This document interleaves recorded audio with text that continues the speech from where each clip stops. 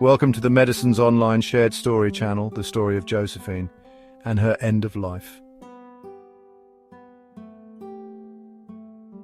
Death is at the end of everyone's journey.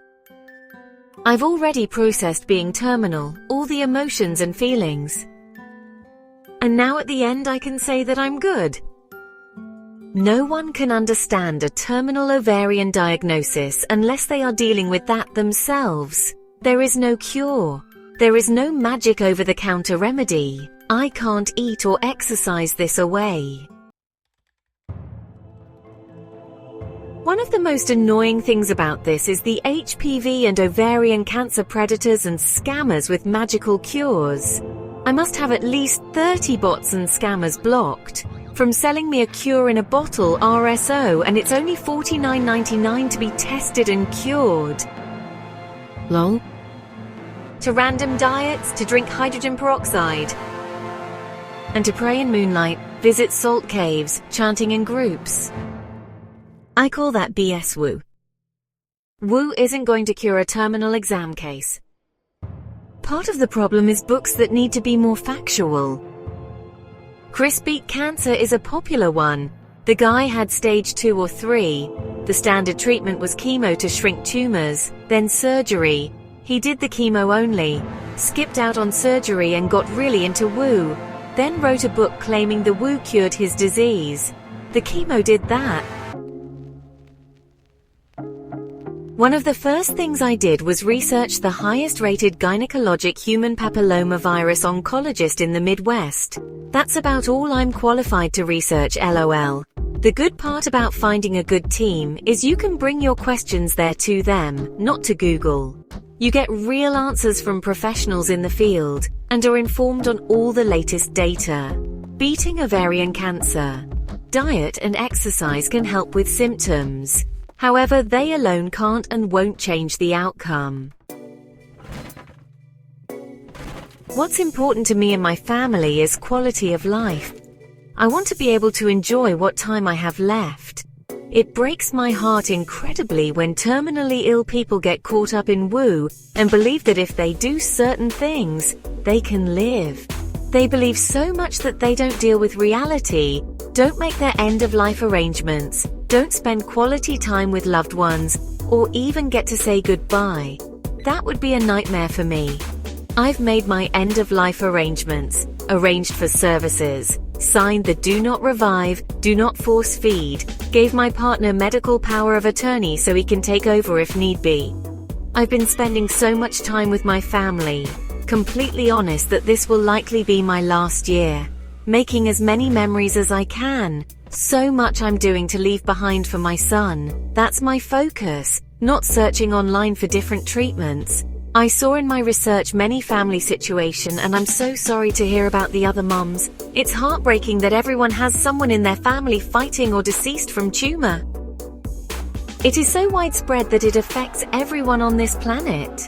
With so many people fighting the tumor or watching a loved one battle ovarian tumors, they all have a voice about human papillomavirus. That is where the confusion comes from. Most people assume that all ovarian cancer is the same, but it's not even close.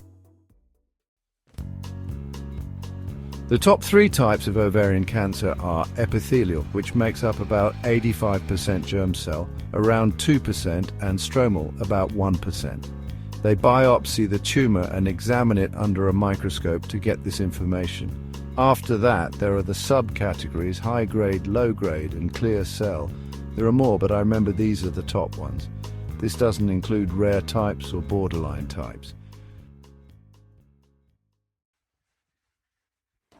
Genetic HPV testing is also a very important tool when making decisions on treatment. BRCA1 and 2 genes are the ones that carry mutations with a high chance of becoming ovarian and breast cancer. There's also a moderate chance of prostate cancer. The risks go up the more family history you have.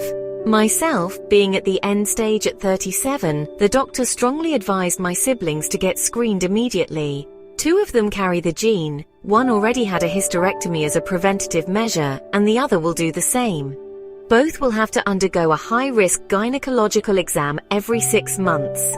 It's not always terminal.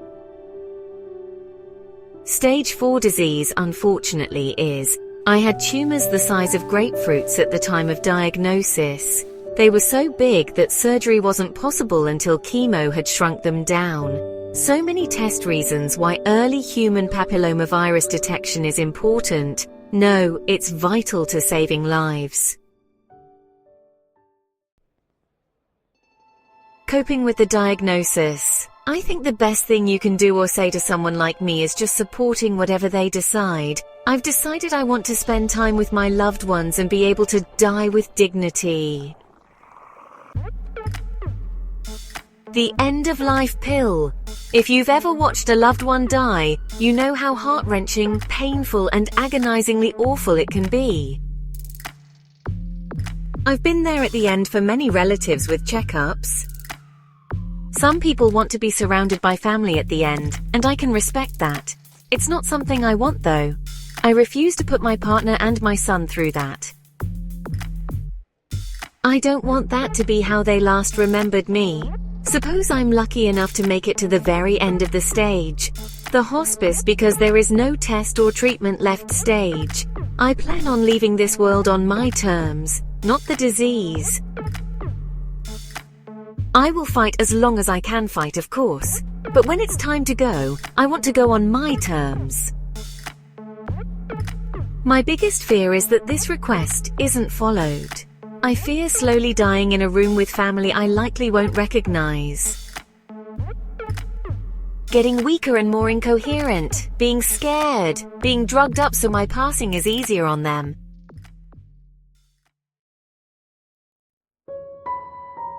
My final message to you.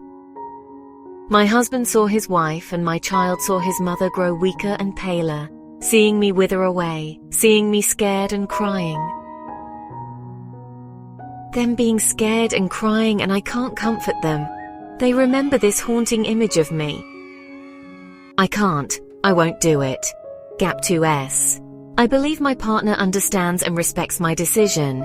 He has stated he will back me 100% as long as I fight while there is still a fight. I can't quit until it's time.